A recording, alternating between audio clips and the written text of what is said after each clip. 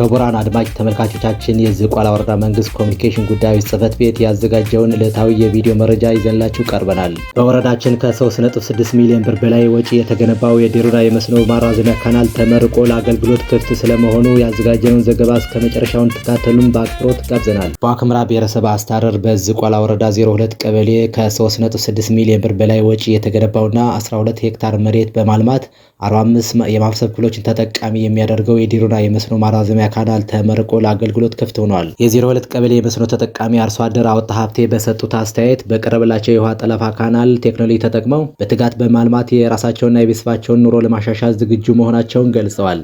ያው መንግስት አሁን ባመጣው ፕሮጀክት በጣም ያው ይሄ ፕሮጀክት የውሃ ጠለፋ ከመጣ ጀምሮ በጣም አስደሳች ሁኔታ ላይ ነው ያለነ።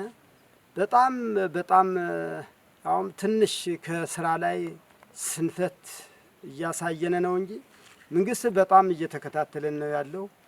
ያው በጣም በሩቅ ሀገር ሄደን ተቸጋግረን እንደዛ ብለን የምናመጣውን አታክልት ፍራፍሬ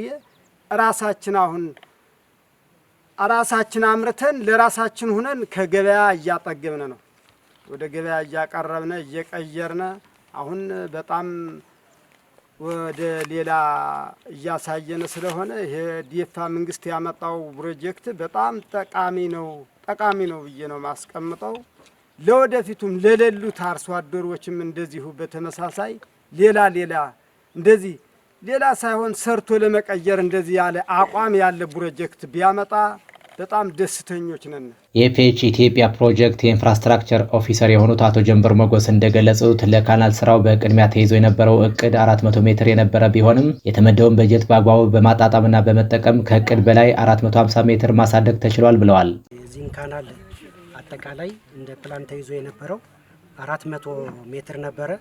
ካለን በጀት አንጻር 50 ሜትር ጨምረን 450 ሜትር ነው አጠቃላይ የተገነባው። ከነዛ መካከል 22 ወንድ ነው፣ 23 ሴቶች ናቸው። ከነዚህ መካከል ደግሞ በሴፍቲኔት የሚጠቀሙ 7 ወንድ 15 ሴት በአጠቃላይ 22 ተጠቃሚዎች ናቸው ማለት ነው። 3,683,052 ብር በሆነ ወጪ የተገነባው ይህ የመስኖ ካናል 12 ሄክታር መሬት መስኖ የማልማት አቅም ያለው ሲሆን በአጠቃላይ 45 የህብረተሰብ ክፍሎችን የልማት ተጠቃሚ እንደሚያደርግ አብራርተዋል። ለእንደዚህ 450 ሜትር 45 ሃውስሆልድ ተጠቃሚዎች አሉ። ይህንን ግንባታ እንግዲህ እዚህ ደረጃ ለማድረስ የተጠቀምነው አጠቃላይ በጀት 3,683,052 ብር ተጠቅመናል ማለት ነው። የዝቋላ ወረዳ ምክትል አስተዳዳሪና የግብርና ጽሕፈት ቤት ኃላፊ አቶ ተሾመ ስመኝ በበኩላቸው የጻፍሲና ተፋሰስን መሰረት በማድረግ የተሰራው ይህ የመስኖ ማራዘም ስራ በርካታ የህብረተሰብ ክፍሎችን የሚያስጠቅም መሆኑን ገልጸዋል። ኢትዮጵያ የሰራው የካናል ኤክስቴንሽን ስራ ነው፣ የካናል ማራዘም ስራ ነው። እንግዲህ የካናል ኤክስቴንሽን ስራው በተለይ ይህ ተፋሰስ የጻፍሲና ተፋሰስ መሰረት አድርጎ ነው የተሰራው። በዚህ ተፋሰስ ባለፉት ዓመታት ከላይ ጀምሮ የተሰራ ነው። አሁን ደግሞ ይሄን የማስቀጠል ስራ ነው የተሰራው። እንግዲህ እነሱ በፒኤች ኢትዮጵያ በፕሮግራሙ የያዘው ወደ 3.6 ሚሊዮን አካባቢ በጀት ይዞ 400 ሜትር ካናል ለማሰራት ነው በእቅድ ተይዞ የተሰራው።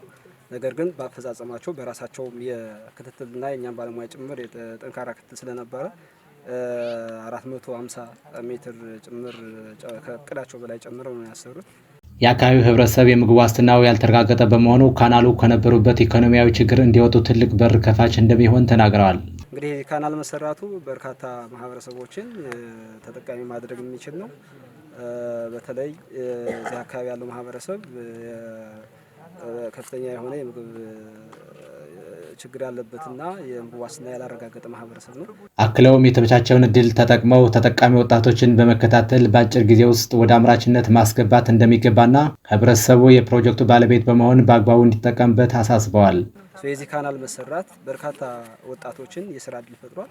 በርካታ የማህበረሰብ ክፍሎች ወደዚህ ካናል ስራ እንዲጀምሩና የምግብ ዋስትናቸውን እንዲያረጋግጡ አንዱ በር ከፋች ነውና ስለዚህ በዚህ ዓመት ጭምር የዚህ ካናል መሰራቱ ጋር ተያይዞ 45 ወጣቶችን የፕሮግራሙ ተሳታፊ ማድረግ ተችሏል።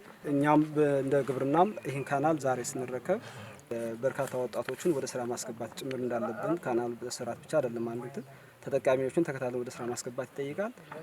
በቋሚ ተክልም በፍራፍሬ መስኖ ስራዎች ላይ ወደ ስራ እንዲገቡ የእኛ ባለሙያዎችም እኛም ጭምር እንደተቋም ክትትል አድርገን ውጤታማ እንዲሆኑ ማድረግ አንዱ ትልቁ ስራችን ነው።